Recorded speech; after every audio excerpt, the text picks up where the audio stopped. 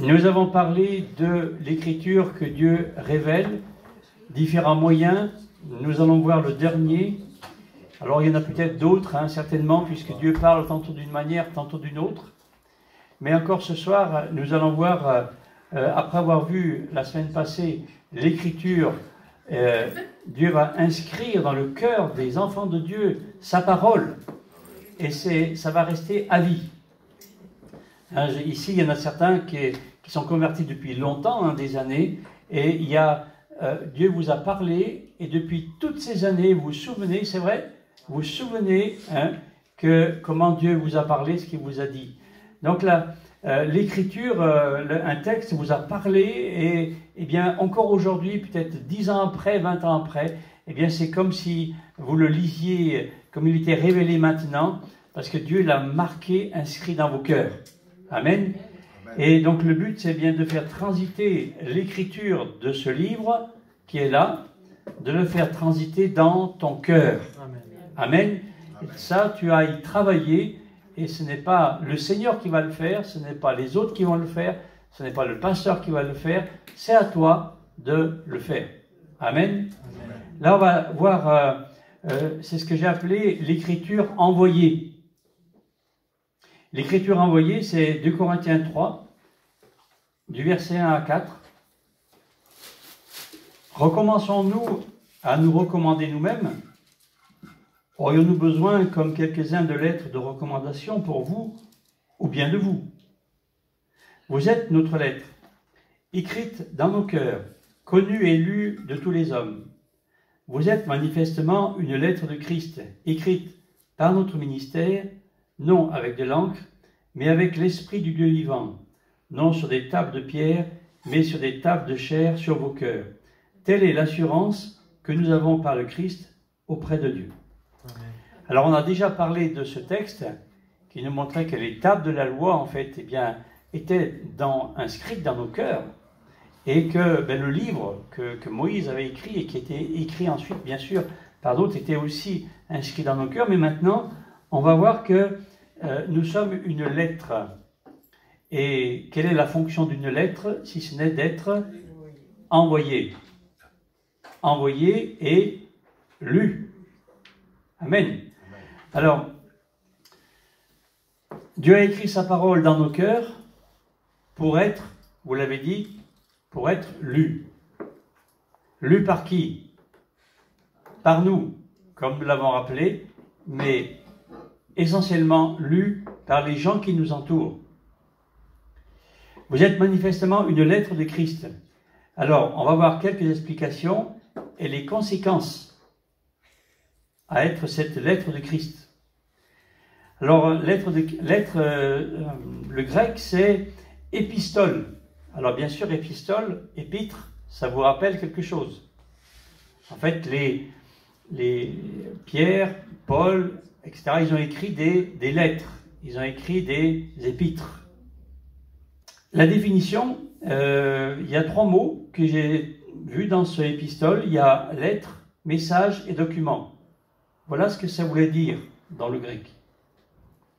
Donc nous sommes un document. Un document, qu'est-ce que c'est qu'un document? C'est quelque chose qui est identifié. Il y a un auteur du document. Il est signé, le document, il est daté, il y a une origine, il y a un lieu peut-être. Le document, il est authentifié. Est-ce que tu es identifié, toi, comme chrétien?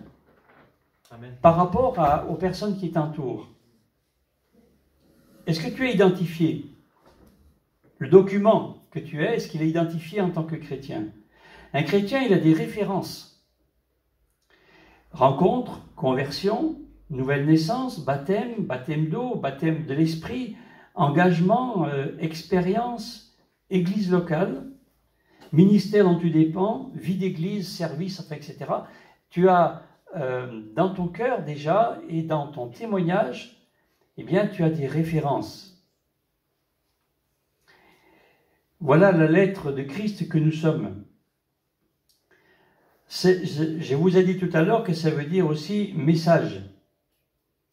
Nous avons bien sûr un message à porter. C'est pas nouveau. que l'on vous annonce une chose pareille. Mais c'est bon de le rappeler, car la vie quotidienne est parfois remplie d'activités qui fait qu'on a l'impression de ne pas avoir le temps. Or, pour témoigner, il faut parfois peu de temps. Pour prier pour quelqu'un, il faut vraiment peu de temps. Donc Satan nous amuse avec plein de choses. Satan nous occupe avec plein de choses. Mais je rappelle Matthieu 6, 33, cherchez d'abord le royaume et la justice de Dieu et tout vous sera donné par-dessus. Donc on a besoin de prioriser l'œuvre de Dieu. Et tant qu'on ne le fera pas, même si c'est fait qu'à 8, 9, 10e, il va manquer encore d'écran.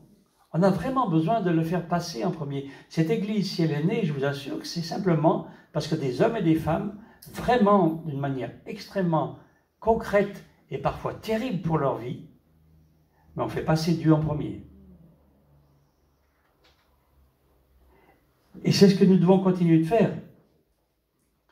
Donc nous avons un message à porter, et un message, c'est quelque chose qui a du sens. Nous sommes porteurs de sens pour le monde qui nous entoure. Parce qu'autour de nous, les gens ne savent plus trop ce qu'il faut penser. Ils ne savent plus trop où ils en sont. Quel est le sens de la vie d'ailleurs? Même déjà, rien que ça, quel est le sens de la vie? Pourquoi on vit? Certains ne le savent même pas. Je vais vivre, la moyenne d'âge pour les dames, je crois, c'est 85 ans en France. Les messieurs 80, ils sont moins costauds, même les messieurs. Donc, ok. Encore, je vais vivre, j'ai une espérance de vie de 85 ans.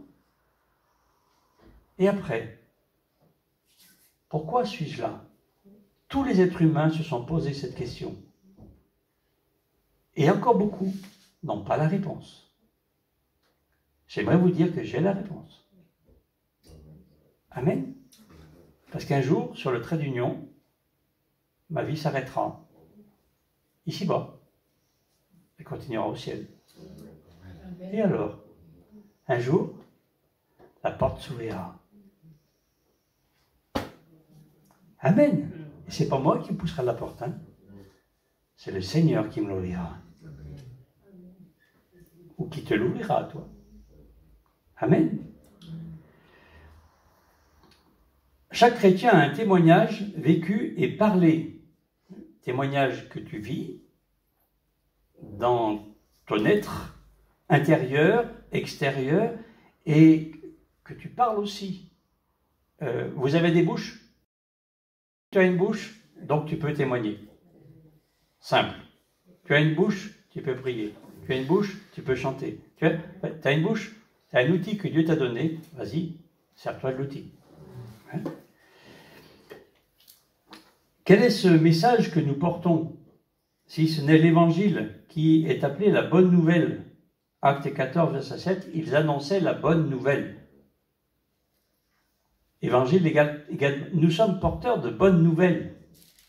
Tout à l'heure, juste avant cette réunion, plusieurs ont dit, voilà, le Seigneur a fait ça pour moi, il y a eu telle guérison, il y a eu telle chose, waouh, génial. Et ce sont des faits avérés, concrets, réels, qui se sont produits dans la vie de quelqu'un, basique, pas spécialement, mais quelqu'un qui dit « J'étais comme ça avant, malade, et maintenant je suis guéri. » Alléluia. Ça, c'est la plus grande évangélisation qui soit. Donc nous portons la bonne nouvelle, et j'aime rappeler qu'elle est bonne, cette nouvelle. Et je pense qu'un chrétien, c'est pas quelqu'un de triste. Un chrétien, c'est quelqu'un qui est joyeux. La joie de l'Éternel sera notre force. Qu'est-ce qui me rend heureux et fort, si ce n'est la communion que j'ai avec le Seigneur? Alléluia, j'ai établi, il y a un pipeline là, mais non pas de pétrole, mais de bonheur et de joie qui vient du ciel et qui descend sur moi. Et je rappelle encore que celui qui tient le robinet du pipeline, c'est moi. Car Dieu, son désir, c'est de répandre sur nous en permanence ces bénédictions, des flots de bénédictions et de grâce et d'amour et de paix qui descendent et redescendent encore. L'esprit de puissance, de force, constamment, il veut nous alimenter, il le veut, et il suffit que le vase soit ouvert. Troisièmement, l'être de Christ, épistole, eh bien, donc c'est lettre. On a vu document, message, et c'est une lettre. Alors, une lettre, eh bien, il y a un destinataire. La lettre, elle est à remettre à. Et la remettre à qui? À qui avons-nous à remettre notre lettre, finalement? Alors, je suis parti voir dans Luc 4, verset 18. Notre mission, c'est la même que celle de Jésus, puisque nous sommes appelés à imiter Jésus. Et Jésus, Luc 4, 18, il va dire « L'Esprit du Seigneur est sur moi, parce qu'il m'a oint pour guérir ceux qui ont le cœur brisé et pour annoncer la bonne nouvelle aux bons portants, aux pauvres. » À qui je dois annoncer cette bonne nouvelle? Aux pauvres. Les pauvres, peut-être pas forcément financièrement. Il y a des gens financièrement très riches qui sont très pauvres. Pauvres dedans. Et il y a beaucoup de pauvres autour de nous. Dans une société où, Seigneur, merci, beaucoup de choses ont été résolues au niveau de notre société, au niveau des besoins primaires d'un être humain. Merci Seigneur. Mais par contre, les besoins spirituels intérieurs, quelle tragédie autour de nous. Et qui peut répondre à cela si ce n'est nous, les chrétiens? Parce que nous avons une bonne nouvelle. Les autres religions parlent de Dieu, mais il n'y en a qu'une qui annonce une bonne nouvelle. Pourquoi c'est une bonne nouvelle? Parce que nous étions sans Dieu, sans salut, sans possibilité d'entrer dans le ciel de gloire. Et la bonne nouvelle, c'est que maintenant, c'est possible. C'est possible. D'ailleurs, tout est possible à celui qui croit. Cherchez dans les autres religions ce genre de choses-là. Alléluia.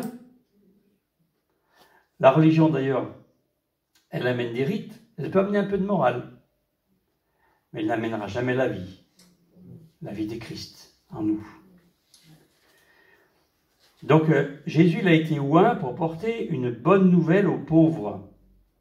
Et nous aussi, le Saint-Esprit nous oint pour porter une bonne nouvelle et il nous équipe pour qu'on puisse donner à ceux qui n'ont pas. Car comment veux-tu donner ce que tu n'as pas? Mais si tu as reçu de Dieu, si ce que tu as reçu, eh bien, tu le donnes. Pierre et Jean, ils montent et ils disent au paralytique, « Ce que j'ai, je te le donne. » Il avait la capacité, il avait reçu de Dieu la capacité de guérir le malade. Ce que j'ai, je l'ai. Il n'était pas là pour faire un exposé devant tout le monde, à en parler un peu à tout le monde. Il était là pour guérir. Ce que j'ai, je te le donne au nom de Jésus. Lève-toi, marche. La personne se lève et elle marche. Donc, mais pour qu'il puisse réaliser cela, il fallait qu'il l'ait reçu avant. Nous ne pouvons donner que ce que nous avons reçu. D'ailleurs, Jésus pratiquait de cette manière. Il va même dire, je ne peux dire que ce que le Père dit. Tout ce que le Père dit, je peux le dire, mais il ne disait pas plus. Ce que Dieu lui révélait, eh bien, il le donnait. C'est tout. Nous fonctionnons de la même manière, car Jésus était Dieu et en même temps homme. Donc on a beaucoup de choses à regarder comment il faisait lui, ce Jésus en tant qu'homme, et soyez les imitateurs. Nous ne ferons pas tout ce que Jésus a fait, c'est évident, car il était homme et Dieu. Mais ce n'est pas une raison pour dire qu'il était tellement plus haut que nous qu'on ne va rien faire. Dieu a mis des capacités en nous qui ne sont pas humaines, qui sont divines. Amen. Amen. Et c'est celle-ci que nous utilisons pour bâtir l'Église, construire l'Église, parler avec les gens, oser faire des choses que nous n'osons pas. C'est aux pauvres que nous avons à parler. Alors, j'ai fait une petite liste des pauvretés actuelles. Ça peut être physique, il peut y avoir des vrais problèmes physiques, mais ça peut être psychique, ça peut être moral, ça peut être spirituel, ça peut être financier, matériel, familial, etc., etc., etc. Nous sommes entourés de pauvres et nous vivons tranquillement chez nous en disant « Je n'ai besoin de rien, tout va bien ». Aucune compassion.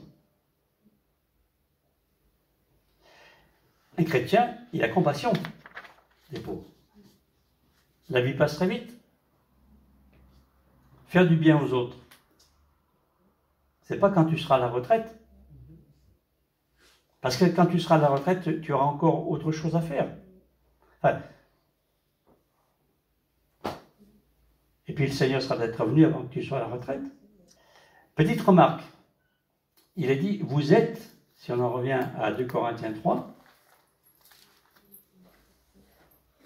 vous êtes une lettre, verset 2, vous êtes une autre lettre, on va voir pourquoi, et verset 3, vous êtes manifestement une lettre du Christ.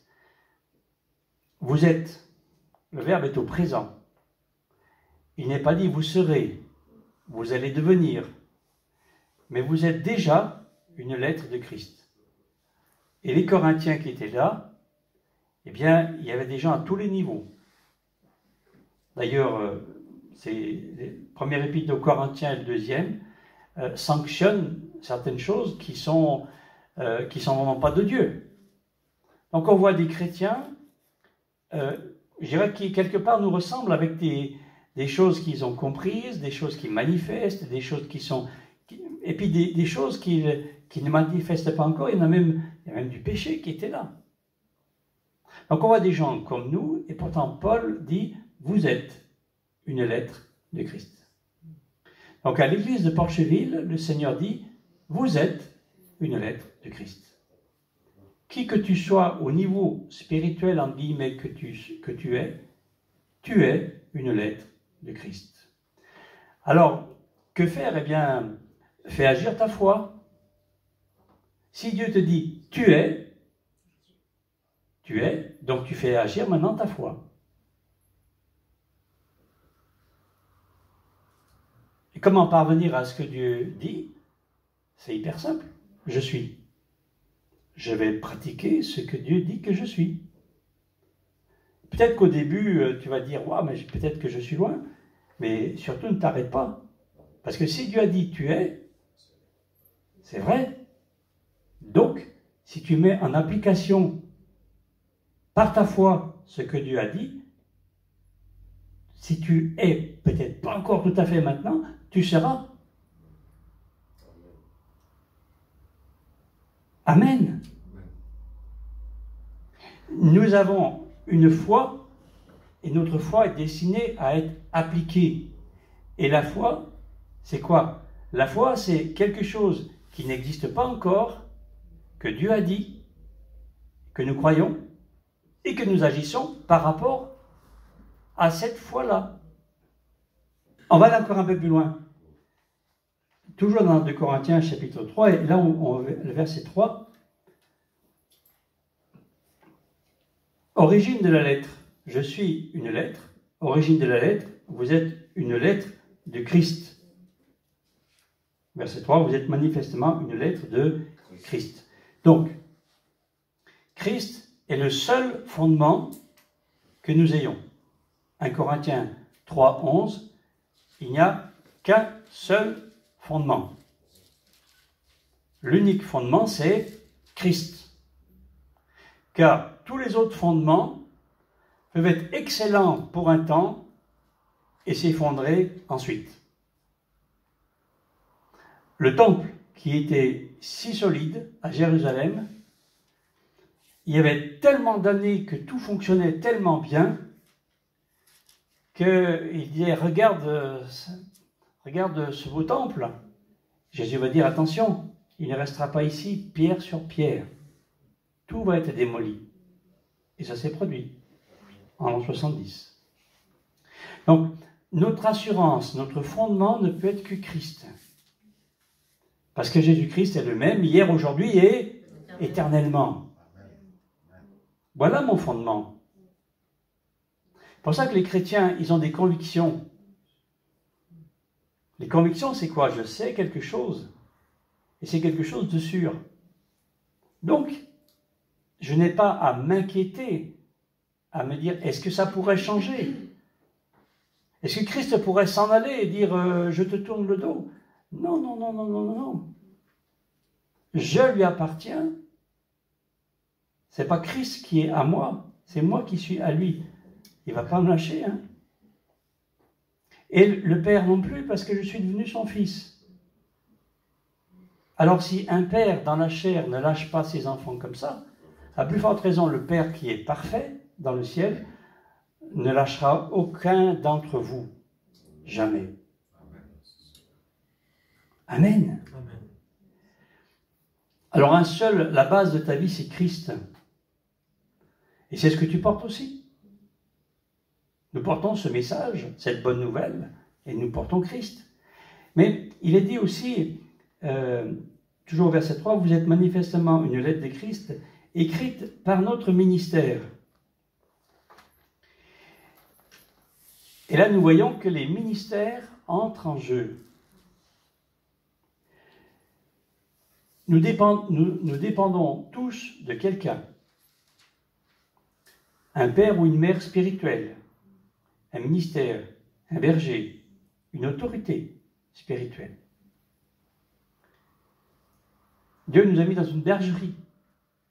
C'est important de savoir où nous sommes. Ça fait partie de notre identité. De qui je dépends. Donc, clairement, il dit, vous êtes une lettre de Christ, le fondement c'est Christ 140%, mais écrite par notre ministère. Écrite par notre ministère, ça veut dire, eh bien, c'est nous qui sommes votre papa spirituel.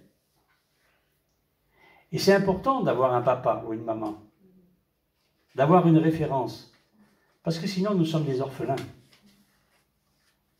Nous sommes en manque de racines. Et peut-être ici, certains ont été comme ça, et il vous manque un papa, une maman, une racine, ou peut-être que vous n'avez pas connu ni l'un ni l'autre. Mais combien ces gens, nous les voyons chercher et rechercher, parce qu'ils ont besoin de trouver la racine. Qui suis-je? Je suis le fruit d'un homme et d'une femme. Qui était-il? Mais au niveau spirituel, c'est pareil. Qui m'a engendré?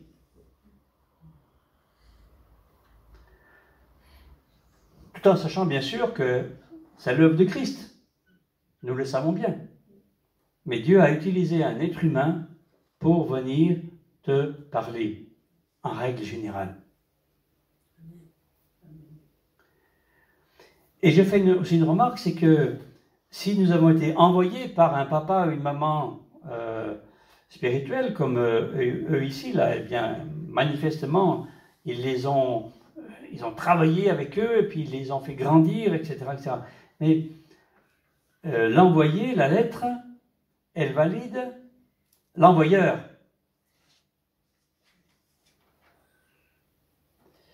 Nous avons été envoyés par Christ. Nous sommes l'image de Christ. Romains 8, verset 29, nous avons été prédestinés,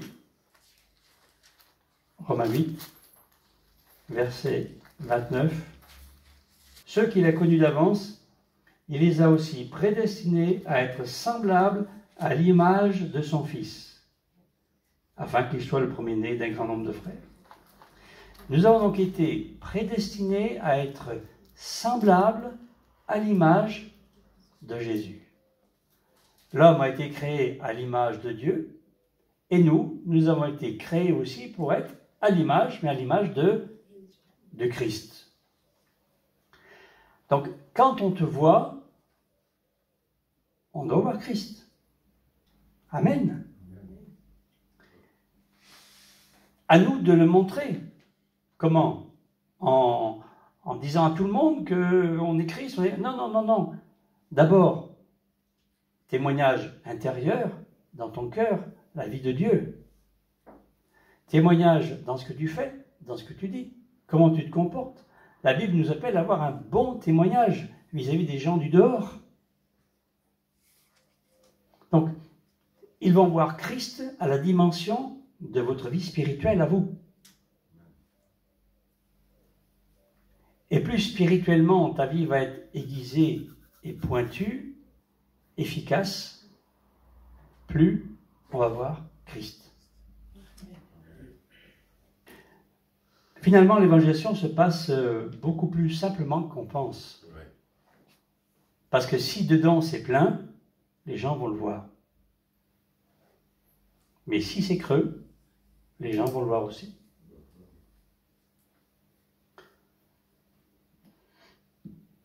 Alors, tes origines. Quelles sont tes origines? Tu es né de nouveau? Est-ce qu'il y a des gens qui sont nés de nouveau ici? Oui, né de nouveau. Eh bien, si tu es né de nouveau, tu as une nouvelle origine. L'ADN de Dieu. Voilà, l'ADN de Dieu. Nous sommes tous identiques. Nous sommes tous enfants de Dieu. Tu peux regarder ton frère, ta soeur, hein, il est identique à toi. Identique. Identique. Je plaisante pas. Spirituellement, nous sommes identiques. Tous des enfants de Dieu. Amen. Gens de la maison de Dieu. De la même famille. Des frères et des sœurs. Identiques. Alléluia. Parce que nous avons le même papa. Vous avez tous des papas différents dans la chair, tout au moins pour beaucoup, mais par contre, nous avons le même papa céleste. Et il nous a envoyé son Fils unique à l'époque, afin de se révéler à nous. Et petite chose, hein, entre guillemets, le Fils unique qui est venu n'est pas resté unique. Qui sont ses frères et ses sœurs? C'est nous tous. Il était le Fils unique. C'est dit dans la parole, il est le Fils unique. Mais après, ce n'est plus dit. Parce que, eh bien, nous sommes une grande famille. Amen. En tant que fils aîné, évidemment, c'est lui qui a l'autorité. Et de loin. Amen. Alors, la lettre, on a vu qu'elle était pour les pauvres, mais on va regarder au verset 2. Vous êtes notre lettre, écrite dans nos cœurs, connue et lue de tous les hommes. Alors, j'aime bien l'expression connue et lue de tous les hommes. Parce que là, dans notre témoignage que nous apportons, nous ne devons pas faire de différence, de choix. Nous sommes naturellement attirés pour l'évangélisation par certaines personnes et d'autres, nous sommes même plutôt rebutés. Et nous faisons une grave erreur. Parce que parfois, les personnes qui nous paraissent imperméables ou elles ne peuvent pas recevoir l'évangile, celles-là, en fait, celles-ci, au contraire, peuvent peut-être se convertir, se donner à Jésus avant les autres. Frères et sœurs, le pasteur Joël, il va dans une prison avec des jeunes qui ont déjà un lourd passé puisqu'ils sont en prison, dans un milieu qui est franchement pas le bon endroit pour apporter l'évangile. Amen. Pourquoi il y va? Parce qu'il croit que de ces cœurs brisés, pécheurs et tout ce que vous voulez, de ces cœurs, eh bien, quelqu'un peut donner sa vie à Jésus. Amen. Alléluia. Qui que ce soit, Or, parfois, tu fais une sélection par rapport aux personnes à qui tu témoignes. Oh, celui-là, j'ai pas envie. Oh, celui-là, non, j'ai pas envie. Oh, celui-là, j'ai pas envie. Continue comme ça. En fait, tu vas témoigner à personne. Personne. Et puis, si quelqu'un vient ici et qu'il est vraiment bizarre, et très, très, très bizarre, et plus que bizarre, et alors, on va gérer le problème. On va gérer le problème. Amen, nous gérerons le problème. Et alors, est-ce que un peu d'inconvénient, ça vaut pas le coup pour une âme sauvée? Amen. Amen. Alors donc c'est tous les hommes, et c'est bien marqué, vous avez vu hein, au verset 3, c'est verset 2, c'est tous les hommes, tous les êtres humains. Donc réellement, tous. Il est dit aussi que vous êtes une lettre écrite, vous êtes manifestement une lettre de Christ écrite, où est-ce que j'ai vu ça? Verset 2, vous êtes notre lettre écrite dans nos cœurs, connue et lue de tous les hommes. Donc, connue. Si cette lettre est connue, c'est que tu l'as fait connaître. Ce texte nous le dit, vous êtes notre lettre, vous êtes connu. Connu et lu. Et lu, comment elle est cette lettre? Est-ce que c'est une lettre cachetée ou une lettre ouverte? À la poste, les lettres sont cachetées. Mais il y a aussi des lettres qui voyagent ouvertes. Il y a un autre contenu, etc. Certains font des lettres ouvertes dans les journaux pour faire connaître quelque chose. Le meilleur moyen de ne pas faire connaître l'évangile, c'est d'être une lettre cachetée. J'ai ma foi pour moi. C'est bien ce que le monde sans Dieu veut. La foi, elle doit être intérieure, c'est tout. Non, la foi, elle est intérieure plus pour tout le monde. Décachetée, lettre ouverte. Donc, eh bien, elle est vraiment pour tous, lue pour tous. Le verset 2, vous êtes notre lettre, écrite dans nos cœurs. Et ensuite, verset 3, vous êtes manifestement une lettre de Christ, écrite par notre ministère, non avec de l'encre, mais avec l'esprit du Dieu vivant, non sur des tables de pierre, mais sur les tables de chair, sur vos cœurs. Pour être lu, écouté, imité par les autres, il faut déjà les porter, ces gens, dans nos cœurs. Pour que la parole soit en vous, écrite. Pour que vous puissiez la porter, pour évangéliser, il faut aimer les gens. C'est tout. C'est pour ça que Paul va dire, vous êtes sur nos cœurs. Comme les Corinthiens, eux aussi, sur leur cœur, et écrit la même chose. Ils sont ensemble. Il a fallu que Paul aime les Corinthiens pour pouvoir leur apporter l'évangile. Dans Matthieu 22, le verset 37 à 39, quel est le plus grand des commandements? Le premier, tu aimeras ton Dieu, de tout ton cœur, toute ton âme, etc. Et le deuxième, quel est-il? Tu aimeras ton prochain comme toi-même. Évangéliser, c'est aimer les gens. Évangéliser, c'est aimer les gens. Bon, terminons. Je vous parle du dernier aspect de l'écriture révélée. Là, dans cette série d'études, je vous parle du dernier aspect de l'écriture révélée, c'est l'écriture sur vos cœurs, sur mon cœur, et c'est l'Écriture qui est envoyée, vous êtes envoyés. Eh bien, c'est ta vie qui la révèle.